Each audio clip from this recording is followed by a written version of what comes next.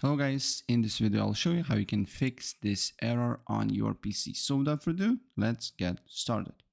First thing what you need to do here is to go on search and then you just need to write adjust the appearance, right?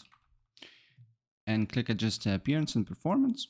Then you need to go to advanced and then you'll see virtual memory here. Press on change button here. And the first thing what you need to do here, you need to make sure that custom size is selected. And on initial size, you need to write 1024. On maximum size, you need to multiply 1024 with your how much RAM do you have. In my case, I have 16 gigabytes of RAM, so I just need to multiply 1024 times 16.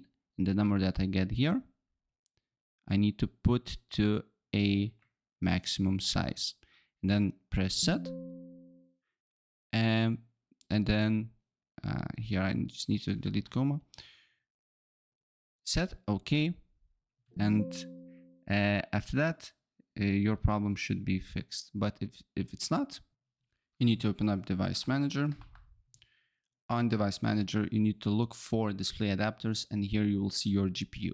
Then what you need to do here is to press disable this device.